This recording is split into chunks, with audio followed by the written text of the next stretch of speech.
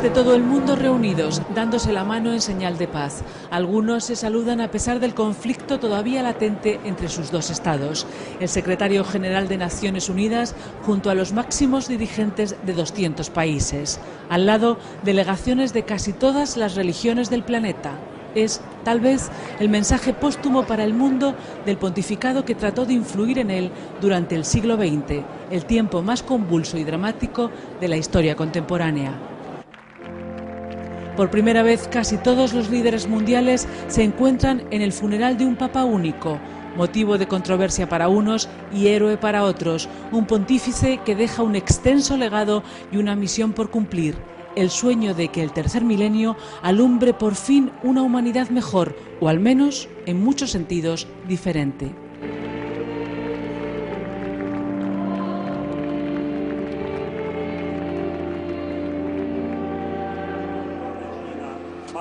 Como ocurrió en el tránsito al año 2000, en esta misma plaza, Karol Wojtyła es el protagonista de los medios de comunicación de todo el planeta, pero ahora, por última vez. A las 9:37 de la noche del pasado sábado fallece Juan Pablo II.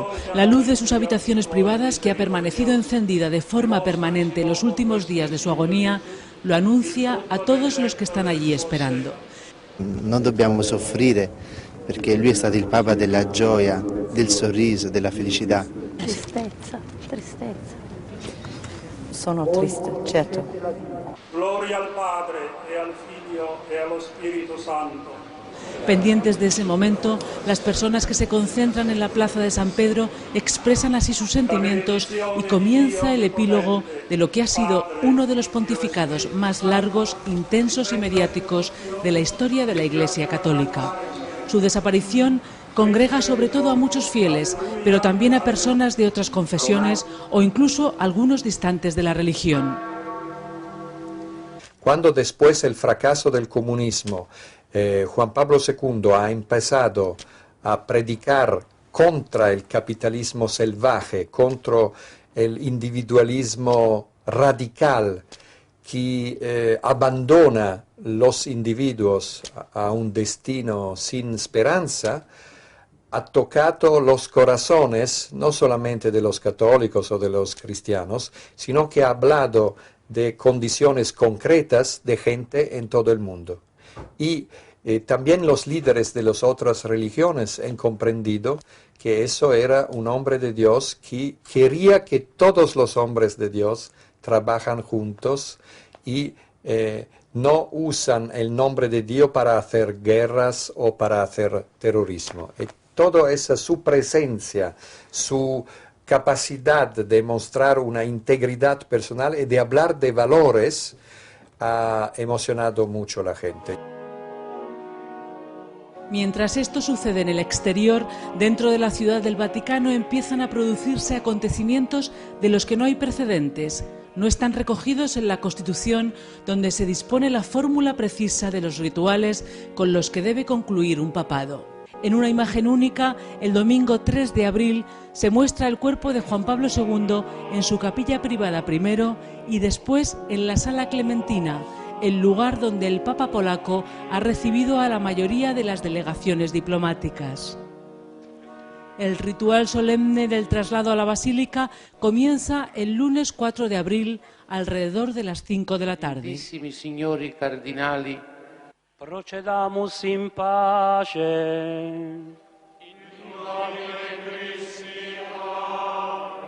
Sante Martine.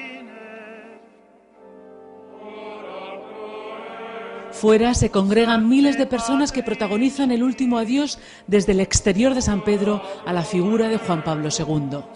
Cuando el cuerpo del Papa aparece en la plaza, apenas se puede ver entre un mar de cabezas. Pantallas gigantes de televisión permiten seguir lo que sucede en el interior del templo a la gente que desde ese momento y luego durante toda la semana no deja de inundar la plaza. Los restos mortales del Papa se depositan en el centro de la basílica. Las aglomeraciones en el exterior hacen que los servicios de seguridad italianos pidan que se adelante la hora de la apertura de la capilla ardiente. A las 8 menos cuarto de la tarde del lunes entran las primeras personas para ver por última vez el cuerpo del Papa polaco. Tienen que hacerlo sin detenerse, en apenas unos segundos, porque fuera se han formado ya largas colas de gente que vienen de todas partes, filas que son primero un río enorme en la avenida que conduce al Vaticano y que después empiezan a afluir por las calles de las inmediaciones. ¿Cómo es la experiencia? Nuestra experiencia ha sido muy hermosa. Esta mañana hemos venido a rendir homenaje a un hombre. ¿Por qué? Porque ha sabido entender nuestro sufrimiento, ha sabido ganarse nuestra humanidad, toda nuestra debilidad y ha sabido presentársela a Jesucristo, que nos ha mostrado la vida. Parece como que fueses pisando entre las nubes. Al verlo a él parece que estuviera dormido. Realmente es así. Los primeros días han llegado hasta la capilla ardiente 2 millones de personas. El miércoles muchos tienen que esperar entre 10 y 12 horas. Los más afortunados en la mañana del jueves están solo 4. La gran mayoría son fieles, pero no todos son católicos ni vienen solo por motivos religiosos. Yo soy ateo directamente, pero yo he venido porque soy estudiante de clásicas. Para mí Roma, o lo que es la Iglesia Católica hoy en día, es lo que queda de la estructura estatal romana y yo he venido para esto. He venido para verlo. Quiero ver gente que tiene fe, porque yo no tengo. Para mí es muy interesante, vamos. Para encauzar las filas, las autoridades italianas colocan un recorrido vallado sobre el que mantienen un estrecho control. Grupos de voluntarios reparten botellas de agua entre quienes esperan para evitar la deshidratación, botellas que pasando de mano en mano parecen no encontrar su destino final. Aunque se atiende a algunas emergencias, sorprende que no haya más casos de desmayos, sobre todo cuando a mediodía se hace más intenso el calor. A medida que se va acercando uno a la catedral, se va sintiendo más seguro de sí mismo y cuando ya la has visto dices, ahí está. Pues mira, yo no soy muy creyente realmente, pero lo considero un hombre que ha luchado, ¿no?, por recuperar un poco la dignidad humana. Tenía un carisma extraordinario. Lo hemos visto en todos los lugares donde ha ido. Esas masas de gente que le seguían, hemos visto misas de 1 millón, de 2 millones de personas. Tenía un carisma especial, comunicaba muy bien, era una persona que además sabía perfectamente que para informar nosotros tenemos que ser informados, porque si no, inventamos. Prego, solo €1. La gente viene desde distintas ciudades de Italia para ver la capilla ardiente del Papa. Hacen un recorrido de ida y vuelta sin dormir, bebiendo agua, comiendo bocadillos. Otros llegan desde Polonia, desde Alemania, desde Francia, Latinoamérica o desde España. Jóvenes, grupos, familias enteras. Las compañías aéreas tienen que aumentar sus vuelos. El miércoles al atardecer, la comitiva en la que viaja el presidente de los Estados Unidos atraviesa Roma. George y Laura Bush, junto a 2 expresidentes, Bill Clinton y George Bush padre, acceden al Vaticano y rezan ante el cuerpo de Juan Pablo II, un papa con el que en los últimos años hubo momentos de tensión por su oposición a la guerra de Irak. El jueves, los reyes de España acuden a la capilla ardiente. Encabezan la delegación española en la que llegan también a Roma el presidente del Gobierno, José Luis Rodríguez Zapatero, el ministro de Exteriores, Miguel Ángel Moratinos, y el jefe de la oposición, Mariano Rajoy. Esa tarde, en las calles, las colas parecen interminables. Llegan incluso al otro lado del Tíber y forman otro gran río, en este caso de personas, que como en todas las manifestaciones espontáneas, resulta muy difícil de interpretar. Ha capito lui líder religioso e spirituale. Él, como líder religioso y espiritual, ha comprendido que la construcción ideológica del enfrentamiento entre civilizaciones era un peligro para el mundo y se ha opuesto a ello. Esta grande masa di persone che arrivano per il suo funerale. Esta gran multitud de personas que ha llegado a Roma para su funeral es el testimonio de que en realidad esa lucha coincide con el espíritu público colectivo de grandes masas humanas que quieren la paz, que quieren la justicia y quieren luchar por un mundo nuevo, diferente. Per un mondo nuovo, diverso. El día anterior al funeral, miles de personas pasan la noche en las inmediaciones de la Plaza de San Pedro. La capilla ardiente se cierra a medianoche después de 4 días de homenaje casi ininterrumpido. Ya se conoce el testamento que Juan Pablo II ha escrito en varios momentos desde que fue elegido Papa. En él deja claro que después del jubileo del año 2000 siente que ha cumplido todas las metas que se ha propuesto en su pontificado. El funeral por el Papa paraliza Roma, una ciudad que, como en otros acontecimientos internacionales, tiene que blindar su seguridad. 15.000 agentes, policías y soldados del ejército se ocupan de la protección del duelo multitudinario que a través de la televisión se difunde en todo el mundo. Una vez más, en el final del pontificado más mediático de la historia, las ceremonias y las multitudes se convierten en un espectáculo de masas. Prensa, radios y televisiones transmiten de manera reiterada lo que sucede en el entorno del Vaticano y de la Plaza de San Pedro a un mundo en el que solo son oficialmente católicos algo más de 1 de cada 6 habitantes.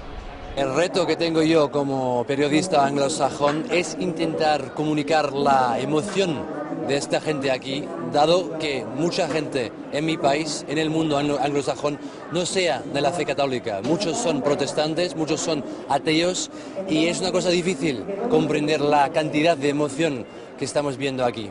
Ese fenómeno que se ocurrió a Roma con el funeral y toda la gente, muestra que la gente en general, también los no creyentes, necesitan líderes que muestran un camino para la existencia, un camino que dé dignidad a la existencia. Eso no significa compartir todas las cosas doctrinales que decía el Papa Juan Pablo II en diferentes aspectos, el papel de las mujeres en la iglesia o la ética sexual. Yo me acuerdo cuando el Papa estaba en Chile una vez, en Santiago de Chile, en un estadio, habló con los jóvenes, con 10.000, 20.000 jóvenes, y estaba preguntando, ¿queréis el Dios del dinero? No, todos estaban gritando. ¿Queréis el Dios del poder? No. ¿Queréis el Dios del sexo? Sí, gritaron los jóvenes, que al mismo tiempo aplaudían el Papa, aplaudían el mensaje universal del Papa, pero no compartían, por ejemplo, la ética sexual muy rígida del Papa, y con humorismo, con ironía, los expresaron. Dominus pacit me, et nihil mihi terri. A las 10 de la mañana del viernes, con la Plaza de San Pedro y sus alrededores llenos de gente, comienza el funeral solemne al que asisten monarcas de 10 países, 57 jefes de Estado y 17 jefes de gobierno, 200 delegaciones en total y miles de personas. Preside la ceremonia Joseph Ratzinger, decano del Colegio Cardenalicio, junto a otros 164 cardenales. Asisten el patriarca ecuménico de Constantinopla y el primado de la Iglesia anglicana.